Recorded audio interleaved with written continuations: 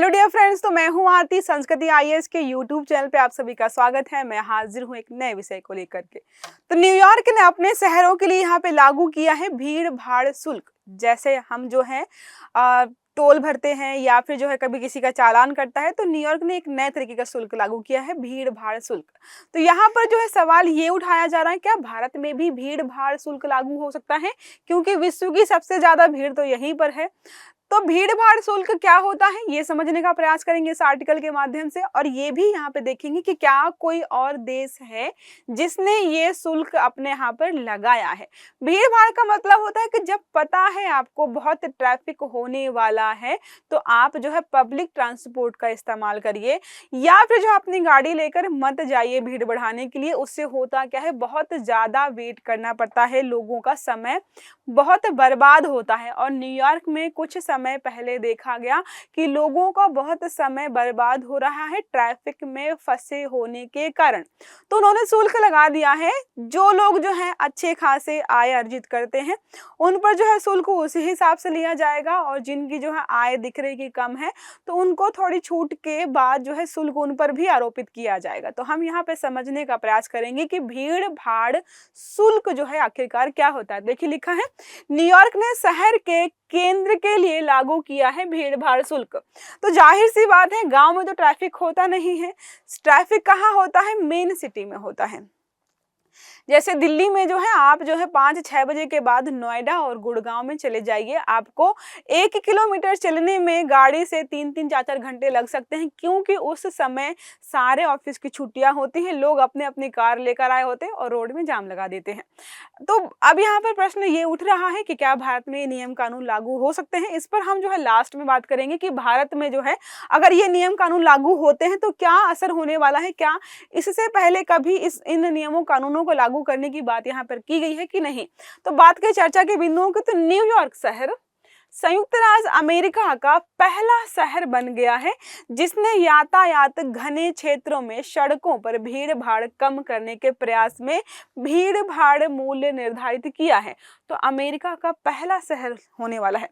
Singapore हो गया आपका, लंदन हो गया, और भी बहुत सारे शहर हैं जहां पर ये नियम कानून ऑलरेडी लागू किए गए हैं और उनको खूब पैसा मिला है, मतलब रेवेन्यू राजस्व इकट्ठा कर रहे हैं और इससे सरकार को फायदा हो रहा है, लोगों का समय बच रहा है, ट्रैफिक भी नहीं लग रहा है, और उन्हीं पैसों का इस्तेमाल करके जो है वो जो है पर्यटन कह रही हूँ, जो सड़कों का या रेल का, पुल का, मेट्रो का निर्माण करवा रहे हैं। तो फायदे बहुत सारे इससे हो रहे हैं ऑलरेडी।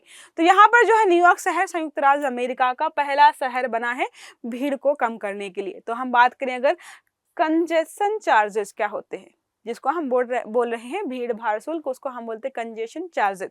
तो क्या है कंजेशन चार्ज? एक ऐसी नीति है जिसे शहरी यातायात को प्रबंधित करने के लिए डिजाइन किया गया है, जिसमें निर्दिष्ट उच्च यातायात क्षेत्रों में प्रवेश करने वाले वाहनों को टोल लगाया जाता है। लंदन और स्टॉकहोम जैसे वैश्विक शहरों में इसी तरह की प्रणालियों को सफलतापूर्वक लागू किया गया है।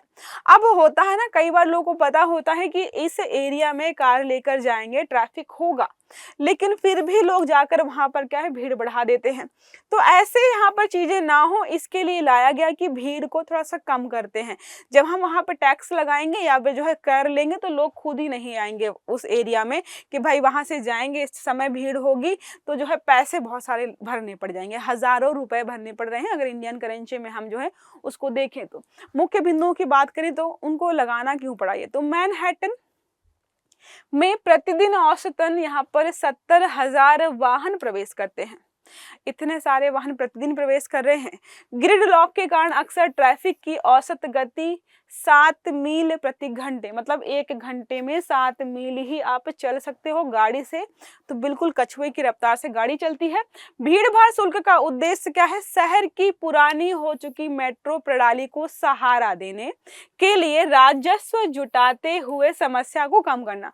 तो देखो यहाँ पर जो है इनके दो काम पूरे हो रहे हैं। पहला तो क्या है, भीड़ को कम करेंगे, साथ साथ में जो है उनको पुरानी मेट्रो का जो है रेनोवेशन कराना है, उसको जो है ठीक करवाना है। उसके लिए पैसे चाहिए सरकार को, तो क्या करेगी, इससे जो पैसे मिलेंगे शुल्क से उसको जो है अपने ही काम में, सरकारी काम में जो है खर्च कर लेगी, तो दोनों काम हो जाएंगे। यहाँ पे कुछ जो है चीजें दी गई हैं, कितने रुपए लगने वाले हैं। तो मैनहट्टन के सेंट्रल बिजनेस डिस्ट्रिक्ट में प्रवेश करने वाले, जो कि वहाँ का मेन शहर है जहाँ पे ट्रैफिक सबसे ज्यादा हो रहा था, ड्राइवरों को पीक आवर्स के दौरान, जैसे मैंने आपको बताया गुड़गांव में, नोएडा में, अगर आप 5 बजे के बाद जो है अगर जाएंगे तो 6, साढ़े 6, 9 बजे तक जो है बहुत पीक आवर्स होते हैं कि वहाँ पर बहुत ट्रैफिक होगा। तो वैसे ही इस एरिया में जो है जब पीक आवर्स होते हैं कोई जाएगा तो लगभग इंडियन करेंसी में बात करें तो 750 रुपये की चपत लगेगी।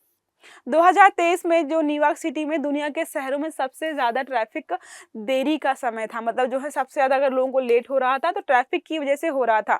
सिंगापुर ने 1975 से, लंदन ने जो है 2003, स्टॉकहोम ने 2006 में और मिलान शहर ने 2008 में इसी तरह की पहल की थी। हालांकि इसकी सफलता विभागों के बीच सामंजस्य पर निर्भर करती है। अब जो है अगर जो है सरकार लागू भी कर दे और वहाँ के जो विभाग है जिन पर इनको लागू करने की जिम्मेदारी दी गई है वो ढंग से काम नहीं करे तो ये फायदेमंद नहीं होगा। तो बहुत सारे शहरों ने ऑलरेडी इसको लागू कर रखा है। अगर हम बात करें तो हमने ऑलरेडी देखा है बहुत बड़े बड़े शहरों ने लागू किया है इसको। अगर बात करें तो मोस्ट इम्पॉर्टेंट जो शहर हमारे हैं, मिलान में आपको बता दिया ऑलरेडी, मिलान में जो है इसको लागू किया गया है, वहाँ पे प्रदूषण भी कम हुआ है, भीड़ भी कम हुई है।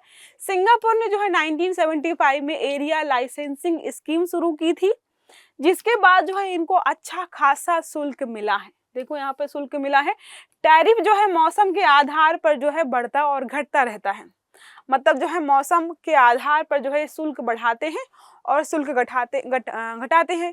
अब जाहिर सी बात है अगर मौसम ऐसा है कि ट्रैफिक जो है ऑलरेडी बहुत ज़्यादा होगा बाहर, और आपको पता है इस मौसम में ट्रैफिक बहुत ज़्यादा, से बारिश के मौसम में ट्रैफिक हो जाता है, हमें पता है। और अगर कोई बारिश के मौसम में भी गाड़ी लेकर जा रहा है, गाड़ी लेकर ही जाएंगे बारिश में, अब पैदल, साइकिल से और किसी चीज़ से तो जाएंगे नहीं, तो ट्रैफिक और बढ़ेगा, उस समय शुल्क जो है ज़्यादा हो सकता है। अब जो है शहर का वही हिस्सा है जहाँ पे आप पे शुल्क लगाया जा रहा है, लेकिन दोपहर के 12 से लेकर 4 बजे तक वहाँ पे कोई ट्रैफिक नहीं होता है।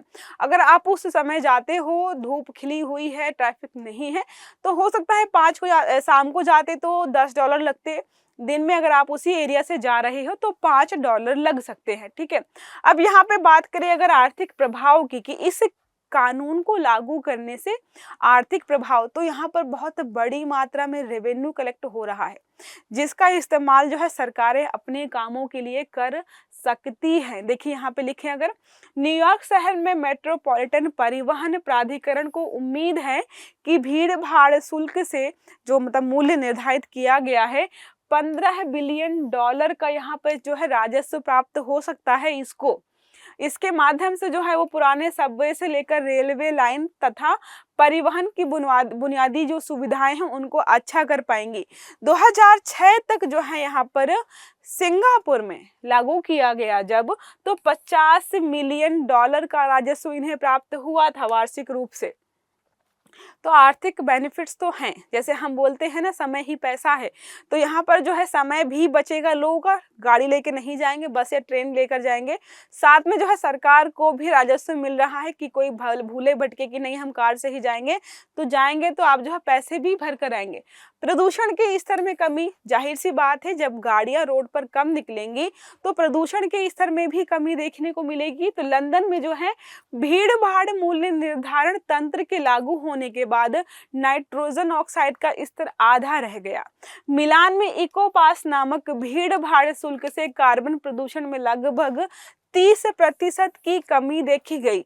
दिल्ली में हम देखते हैं ठंड के स्टार्टिंग में ही प्रदूषण का स्तर बिल्कुल जो है खतरनाक स्तर पर पहुंच जाता है। तो पराली के अलावा भी अगर हम कारणों पर ध्यान दें तो एक चीज है वो यहाँ पे गाड़ियां, एक घर में 3 गाड़ियां हैं, घर में 2 लड़के हैं, दोनों की अपनी गाड़ियां हैं, पापा की अलग गाड़ी है, मम्मी की अलग गाड़ी है, और जो है पता चलता है कि बिना बात का ही लोग यहाँ ऐसे घूम रहे हैं लेकर के जबकि दिल्ली में जो है मेट्रो है, अच्छी खासी ट्रैफिक भी बचाती है, पैसे भी बचाती है आपके, लेकिन लोग मेट्रो से नहीं जाएंगे, किससे जाएंगे, कार से जाएंगे। और यहाँ पर जो है एक आम चीज ये है कि लोग जो है शौक में गाड़ियां खरीदते हैं, यहाँ पर जो है सेकंड हैंड अगर कार्स आपको खरीदनी हो तो दिल्ली में सबसे ज़्यादा मिलती हैं। क्यों? क्योंकि लोग शौक में कोई कार आई, खरीदी, 3 महीने चलाई, उसके बाद कोई नया मॉडल दूसरी कार का आ गया, अब उनको वो चाहिए तो अपनी जो है पहले वाली कार बेच देते हैं, जिसकी वजह से जो है कारों की संख्या जो है बहुत ज़्यादा यहाँ पर है। छोटी सी जगह है, छोटा सा एरिया है और वहाँ पर जो है हज़ारों लाखों कारें चली, तो प्रदूषण का स्तर जो है कारें भी बढ़ाती हैं। और यहाँ पर देख भी रहे हैं कि यहाँ पे प्रदूषण का स्तर भी कम हुआ इसके बाद से। जीवन की बेहतर गुणवत्ता भी होती है। यहाँ पर देखिए क्या शहर के लोगों ने शोर और हवा की गुणवत्ता में अंतर देखा है।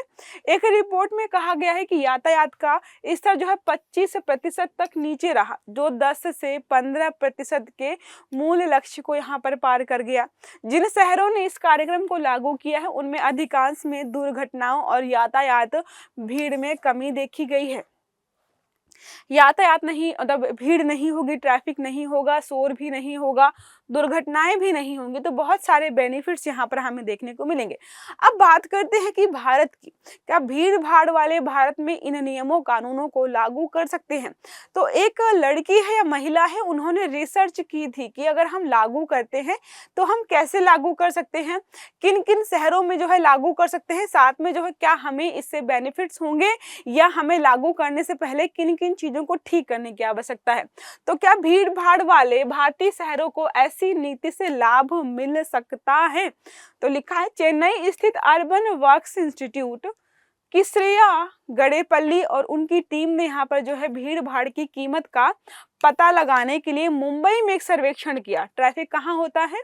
मुंबई में भी खतरनाक मात्रा का जो है ट्रैफिक होता है।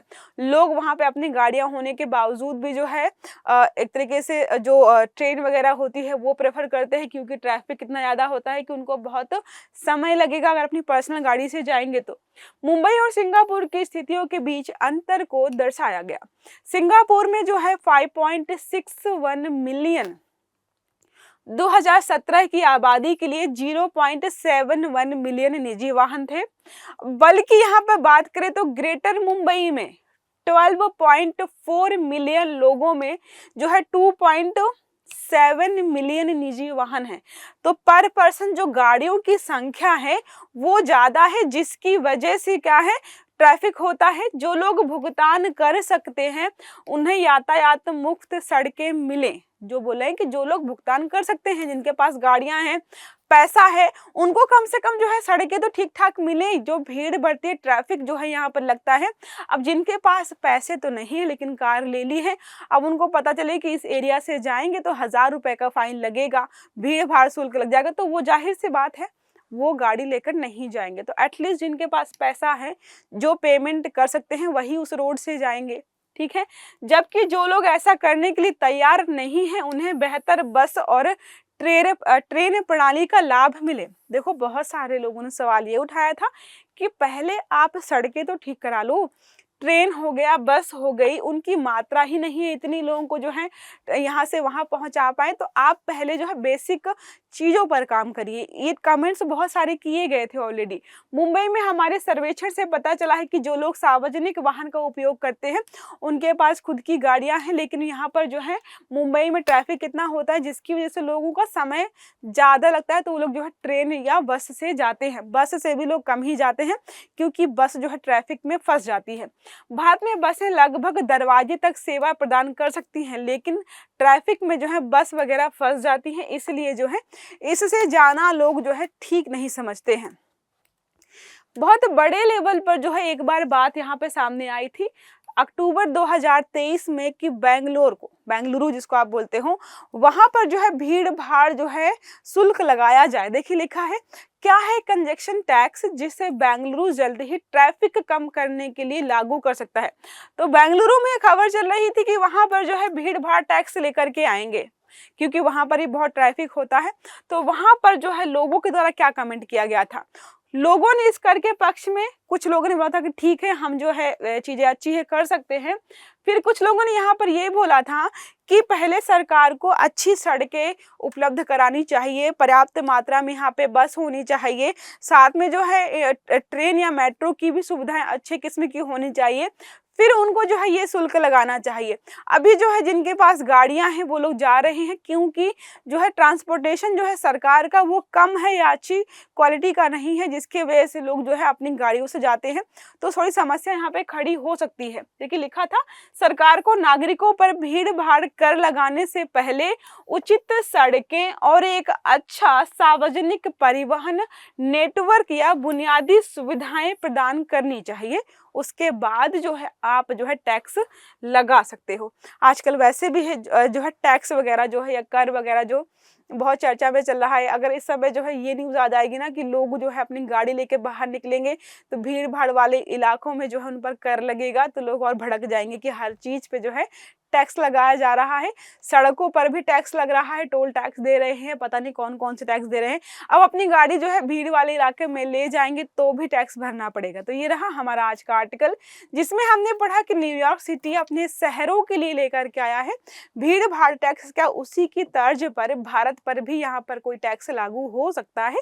हमने अच्छे से समझा है। आई होप आपको समझ में आया होगा। अगर क्लास अच्छी लगी है तो लाइक करिएगा, चैनल को सब्सक्राइब करिएगा, बेल आइकन भी दबाइएगा ताकि जितने भी हमारे आर्टिकल्स हैं वो आपको समय पर मिले। अच्छे से पढ़िएगा। Have a good day. Thank you.